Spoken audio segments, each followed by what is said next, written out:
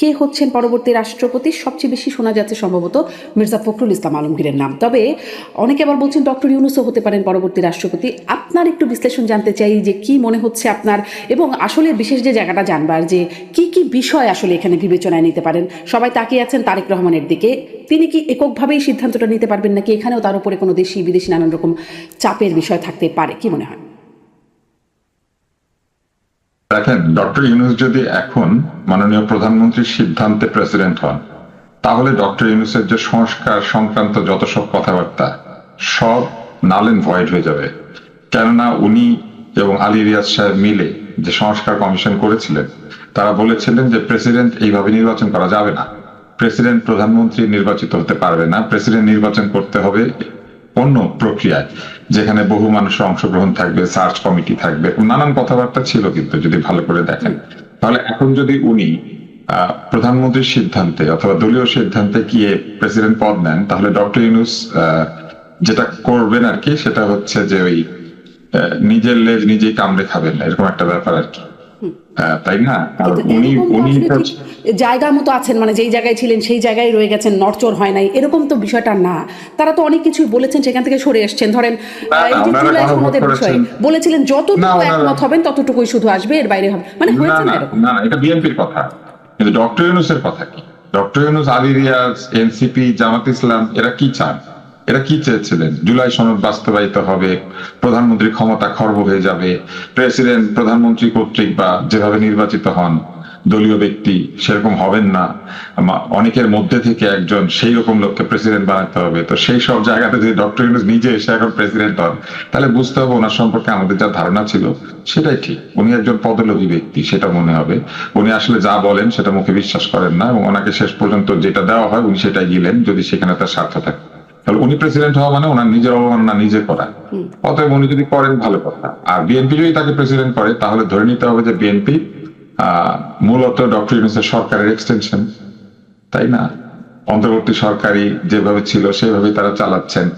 খলিলুর রহমানকে ধার নিয়েছেন, আশিক চৌধুরীকে ধার নিয়েছেন, বিভিন্ন জায়গাতে কতগুলো লোককে বসানো হয়েছিল, যেমন ফারুক ওয়াসিফ আছে, যেমন লতিফুল ইসলাম শিবলি আছে, এরকম বহু সরকারি প্রতিষ্ঠানে ইউনূস সাহেব এবং তদীয় উপদেষ্টা গং বা উপদুষ্টু গং, তারা যাদেরকে বসিয়ে গিয়েছিলেন, তারা জায়গা মতো বহাল তবিয়তে আছে। তাহলে ধরে নিতে হবে যে অন্তর্বর্তী সরকারের এক্সটেনশন চলছে। তাহলে বিএনপিও যদি তাকে নির্বাচিত করে, দুই পক্ষই আসলে সমালোচিত হবে, এবং মানুষ বুঝতে পারবে অনেক কিছু, বা মানুষ একটা ধারণা করবে যে ধারণাটা বিএনপির জন্য পজিটিভ হবে না। সেজন্য আমি মনে করি যে ডক্টর ইউনূস নন, বরং অন্য কেউ প্রেসিডেন্ট হলে বরং মানুষ বিএনপির শাসনের উপরে বেশি আস্থা পাবে। কেন? কারণ যদি ফখরুল ইসলাম আলমগীর প্রেসিডেন্ট হন অথবা বিএনপি থেকে যে কোনো আস্থাভাজন ব্যক্তি প্রেসিডেন্ট হন, তাহলে বিএনপি তার জায়গাতে অটল থাকবে। যে প্রধানমন্ত্রীর ক্ষমতা ইচ্ছা মতো খর্ব করার যে জায়গাটা, সেটাতে কিন্তু বিএনপি রাজি ছিল না। দ্বিতীয়ত, বিএনপি মনে করে যে ক্ষমতাকে সুসংহত করতে গেলে কি পোস্টে নিয়োগের ব্যাপারে সরকারের একটা ভূমিকা থাকতে হবে, এটা কিন্তু বিএনপি পরিষ্কার করে বলেছিল। এই কারণে কিন্তু তারা কমিশনগুলির বিষয়ে তারা ইউনূস সরকারের সিদ্ধান্তকে বাস্তবায়ন করে নাই এখনো পর্যন্ত। তাহলে সেই একই নিয়মে তারা থাকলো, অর্থাৎ বিএনপি নীতিতে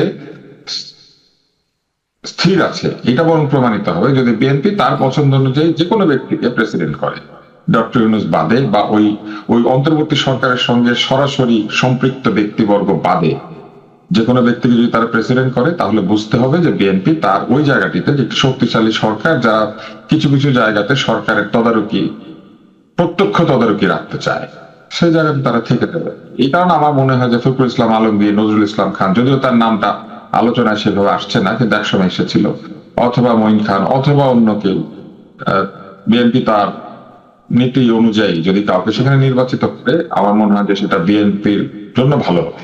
জি, মানে এইটা কি তারেক রহমান আসলে, আপনি যে বলছেন যে তার সিদ্ধান্তে স্থির, মানে বিএনপি তার সিদ্ধান্তে স্থির থাকতে পারবে, বিএনপি বা তারেক রহমান কি বিষয়টি, যেই প্রশ্নটি করছিলাম, যে আপনার কি মনে হয় যে আসলে এককভাবেই সিদ্ধান্ত নিতে পারবেন?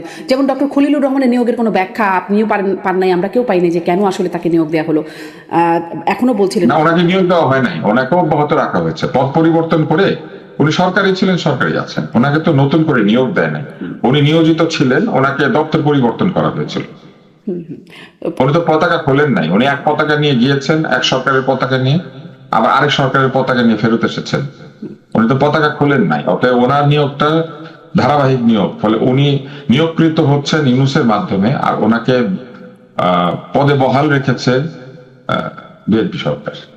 তো ফলে ওই যে এখন উনি জাতিসংঘের পতাকা লাগাতে পারেন। জি, বহাল রাখার ব্যাখ্যা তো ঠিক তখন থেকে অনেক খোঁজা হয়েছে যে কেন, ইভেন বিএনপির মানুষজন প্রশ্ন করেছেন এটি যে আসলে এই ব্যাখ্যাটা দেখেন, ব্যাখ্যা চাইলেই যে আপনি ব্যাখ্যা পাবেন এমন কোনো কথা নাই, ব্যাখ্যা দিলে ভালো। যত ব্যাখ্যা দেয় একটা সরকার তত সে ট্রান্সপারেন্ট হয়। যেমন শেখ হাসিনা কোনো ব্যাখ্যা দিতেন না, ওনার মনের ইচ্ছা উনি জাহিদ মালিককে স্বাস্থ্যমন্ত্রী বানিয়ে রেখেছিলেন, একটা উজবুক স্বাস্থ্যমন্ত্রী। তারপরে ওনার মনের ইচ্ছা হলো উনি কাউকে যে কোনো পদে পদ দিয়ে দিতেন। তাকসিম নামে একটা লোক ছিল, শুনেছি ওটা তার ছোট বোনের আত্মীয়।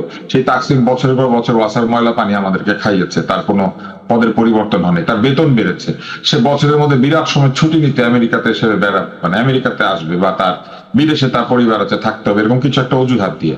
তো ওই স্বৈরতান্ত্রিক যে বিষয়গুলি ব্যাখ্যা দিত না। তো ওরকম ব্যাখ্যা যত না দিবে তত মানুষের মনে ফিলিং হবে যে খানিকটা হাসিনা খানিকটা ইউনূস। তো খানিকটা হাসিনা খানিকটা ইউনূস এটা না হয়ে বরং আমি মনে করি যে ব্যাখ্যা দিলে ভালো হতো, কিন্তু ব্যাখ্যা দেওয়া না দেওয়া তো আসলে কর্তার ইচ্ছা। এখানে মানে যেহেতু ব্যাখ্যাটা পাওয়া যায় না, তখনই প্রশ্ন হয় যে কোনো চাপ আছে কিনা বা কোনো রকম বিশেষ রকমের কোনো সমীকরণ আছে কিনা, সেরকম কি কিছু কাজ করতে পারে, এখানেও কাজ করতে পারে, মানে রাষ্ট্রপতি নিয়োগ। না, চাপ আছে কি নাই তা আমরা বলতে পারবো না, আর চাপ কাজ করবে কি করবে না এটাও আমরা বলতে পারি না। যেমন আমি তাকসিমের কথা যে বললাম, তাকসিমকে ওয়াসার এমডি পদে রেখে দেওয়ার জন্য কার চাপ ছিল, তাই না? ছিল। কিছু কিছু চাপ আছে নিজে অনুভব করে মানুষ, মনের ইচ্ছা, তাই না? কিছু কিছু চাপ আছে বাইরে থেকে আসে, কিছু কিছু চাপ আছে দলের ইচ্ছা। তো কোন চাপে কি হবে এটা তো আমরা জানি না। তবে চাপ কেউ অবজ্ঞা করতে পারছেন কিনা এটা প্রমাণিত হয় ধারাবাহিক সিদ্ধান্তে, যে কোন সিদ্ধান্তগুলি চাপের কারণে। যেমন ধরেন আমাকে একটা কথা বলেন, এই যে বিডার চেয়ারম্যান, তার এত ক্ষমতা, আমাদেরই ছোট ভাই, কিন্তু বিডার চেয়ারম্যান যে অব্যাহত আছেন, আপনি যদি নর্মালি চিন্তা করেন, আজকাল তো মানুষ কোয়ান্টিটেটিভ অ্যানালিসিস করে, এটার উপর একটা বই আছে যে এই যুগে মানুষ অ্যাবস্ট্রাক্ট কোয়ালিটি অ্যানালিসিস করে না, মানুষ অ্যানালিসিস করে কোন মুরগি কয়টা ডিম পারে। আপনি মুরগির স্বাস্থ্য কেমন, মুরগি দেখতে কেমন, মুরগির ব্যবহার কেমন, ওটা চিন্তা করে না, ডিম পাড়া দিয়ে চিন্তা করে। তো আমাদের বিনিয়োগ বোর্ড কি ডিম পেরেছে গত 18 মাসে এবং এখনো পর্যন্ত? কোথায় ডিমগুলি? তো এই ডিমহীন বিনিয়োগ বোর্ডে কি ভদ্রলোক বসে আছেন না? আমাদের নজরুল ইনস্টিটিউটে কি ডিম পেরেছে শিবলি? বসে আছে না? ফারুক ওয়াসিদ কি ডিম পেরেছে? বসে আছে না? আমি নাম ধরে ধরে বলছি। বাংলা একাডেমির পরিচালক কি ডিম পেরেছে? বসে আছে না? তো ডিম পাড়া মুরগি যদি আপনি না রেখে ডিম ছাড়া মুরগি রাখেন, তাহলে মানুষ বিশ্বাস করবে যে কোথাও চাপ আছে, তাই না? তো আর যদি আপনি ডিমওয়ালা মুরগি খুঁজে বের করেন, তারপরে ডিমওয়ালা মুরগির কাছে ডিম নিতে থাকেন, তাহলে মানুষ বুঝবে চাপ নাই, যে ভালো ডিম পারে তাকে নাই। এখন ডিম হচ্ছে মেধা, বুঝছেন?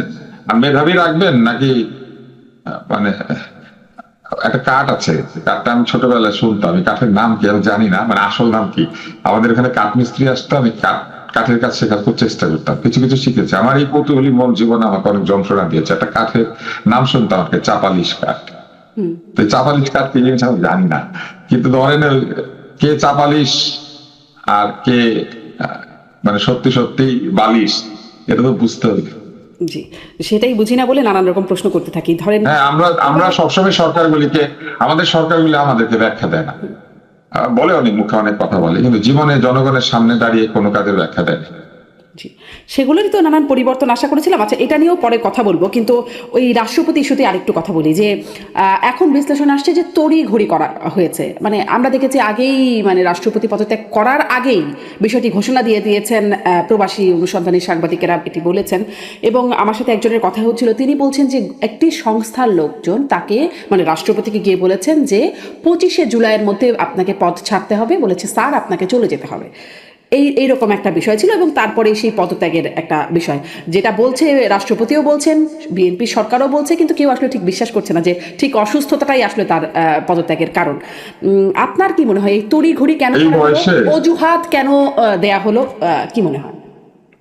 এই বয়সে অসুস্থতা থাকাটাই স্বাভাবিক।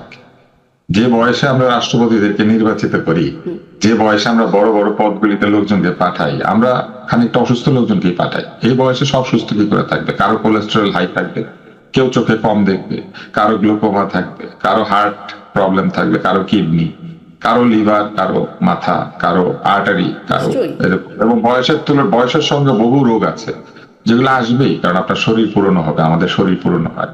তো ফখরুল ইসলাম আলমগীর সাহেবের যে নাম বলা হচ্ছে, উনিও তো অসুস্থ, এবং উনি বেশ ভালোভাবেই অসুস্থ। উনি বহুবার সিঙ্গাপুরে গিয়ে ট্রিটমেন্ট নেন। ওনার একটি ধমনী জনিত অসুস্থতার কথা আমি নিজেই জানি, ওনার সঙ্গে আমার এয়ারপোর্টে দেখা হয়েছে একাধিকবার।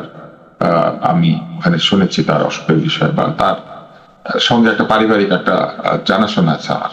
তো যে কারণেই হোক, তো এখন আপনি তাকে যখন দিবেন, ফলে অসুস্থতা কোনো রিজন না, এবং একমাত্র সম্প্রতি কিন্তু মানসিক একটা অসুস্থতা। সাক্ষাৎকারে আমি মির্জা আপনাকে ফখরুল একটা ইসলাম কথা বলি, আলমগীর আপনি বলেছিল, যদি মেন্টালি আমি একটু অসুস্থ এই হন, লাইনটা যোগ করি, মানে একটা ইনফরমেশন হিসেবে, যে মির্জা ফখরুল ইসলাম আলম কিন্তু সম্প্রতি একটা মানে তার বক্তব্যে একটা সাক্ষাৎকারে বলেছিলেন যে অসুস্থতা, মানে তিনি অসুস্থ হয়ে পড়ছেন, ফলে তিনি আসলে রাজনীতি থেকে অবসর নেবার কথাও বলছিলেন, যে পরবর্তী কাউন্সিলে প্রেসিডেন্ট তো রাজনৈতিক পদ না, প্রেসিডেন্ট তো রাজনৈতিক পদ না, প্রেসিডেন্ট তো অরাজনৈতিক পদ। ফলে উনি রাজনীতি থেকে অবসর নিয়ে প্রেসিডেন্ট হতে হবে। কারণটা কি আমাদের অসুস্থতা? প্রেসিডেন্টের কিন্তু না, প্রেসিডেন্ট কিন্তু দল থেকে পদত্যাগ করতে পারে, দলের কোনো সদস্য উনি থাকতে পারবে না। তত্ত্বের বলিতে রাজনীতি থেকে অবসর নিলেনি, ওনার অবসর জীবন উনি যদি যেই বন্ধ অসুস্থতার করেন। কারণে রাজনীতি থেকে মানে বিরতি নিলেন, অবসর নিলেন, সেই অসুস্থতা থাকা সত্ত্বেও, মানে এটাই তো আমাদের সংবিধানে শারীরিক অসুস্থতা জনিত কারণে আপনি যদি কেবলমাত্র কার্য নির্বাহ করতে অসমর্থ হন, অর্থাৎ আদেশ নির্দেশ দিতে, সই করতে, সিদ্ধান্ত নিতে অসমর্থ হন, তাহলে কেবলমাত্র আপনি কোনো পদে থাকতে পারবেন না। আর যদি আপনার মানসিক রোগ হয়ে থাকে, আপনি কিন্তু হুইল চেয়ারে বসেও রাষ্ট্রপতি হতে পারবেন, যদি আপনার মাথা ঠিক থাকে এবং যদি আপনার সিদ্ধান্ত গ্রহণের ক্ষমতা থাকে এবং আপনি যদি সই করতে পারেন, তাহলে কিন্তু আপনি পারবেন। এমনকি মৌখিক নির্দেশ দিয়েও পারবেন। মনে করেন আপনি চোখে দেখেন না, কিচ্ছু আসে যায় না, আমাদের এখানে এমন কোনো কথা নাই যে কোনো প্রতিবন্ধী আমাদের রাষ্ট্রপতি হতে পারবে না। ফলে আমাদের এখানে যদি রাষ্ট্রপতি হইতে হয় বাংলাদেশে, তাহলে আপনাকে মেন্টালি সিক হলে চলবে না। আপনাকে সিদ্ধান্ত গ্রহণের ক্ষমতা না যদি আপনার থাকে, তাহলে আপনি রাষ্ট্রপতির কাজ নির্বাহ করতে পারবেন। অতএব আমি মনে করি যে এই রাষ্ট্রপতি যে চলে যাচ্ছেন, তারও এমন কোনো অসুখ হয় নাই যে অসুস্থতা জনিত কারণে তিনি পদত্যাগ করবেন, আর নতুন রাষ্ট্রপতি যিনি আসবেন তারও এমন কোনো কারণ নাই যে অসুস্থতার কারণে উনি রাষ্ট্রপতি হতে পারবেন না।